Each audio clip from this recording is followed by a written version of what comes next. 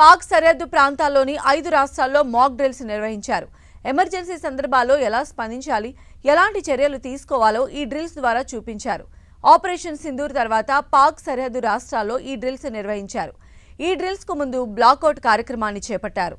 పాకిస్తాన్ సరిహద్దుల్లో ఉన్న పంజాబ్, జమ్మూ కశ్మీర్, గుజరాత్, హర్యానా, రాజస్థాన్లలో సివిల్ డిఫెన్స్ మాక్ డ్రిల్ నిర్వహించింది.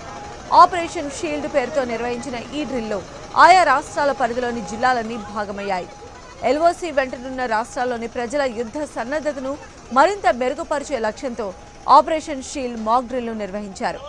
మొత్తంగా 244 జిల్లాలు ఆపరేషన్ షీల్డ్ను నిర్వహించాయి. మాక్ డ్రిల్ సమయంలో air force, civil defence control రూమ్ల మధ్య హాట్ లైన్లు యాక్టివేట్ అయ్యాయి. ఎయిర్ రైడ్ సైరన్లు, ఎమర్జెన్సీ కమ్యూనికేషన్ నెట్వర్క్లను పరిశీలించారు. ప్రజలు నివసించే ప్రాంతాల్లో విద్యుత్ సరఫరాను ఆపివేశారు. చండీగఢ్లో నిర్వహించిన మాక్ డ్రిల్స్లో భాగంగా కీలక ప్రదేశాల్లో కరెంటు నిలిపివేశారు.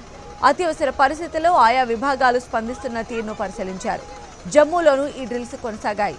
లాల్ చౌక్లో కొంతసేపు కరెంటు నిలిపివేసిన అధికారులు రెస్క్యూ కార్యకలాపాలు, అగ్నిమాపక సిబ్బంది స్పందనపై దృష్టి పెట్టారు.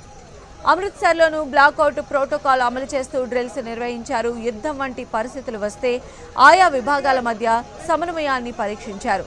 గుజరాత్లోని అహ్మదాబాద్తో పాటు రాజస్థాన్లోని ఖాతిపురా, జమ్మూ కాశ్మీర్లోని అఖ్నూర్, డోడా, పూంచ్లో ఆపరేషన్ షీల్డ్ పేరుతో సెక్యూరిటీ డ్రిల్స్ చేపట్టారు.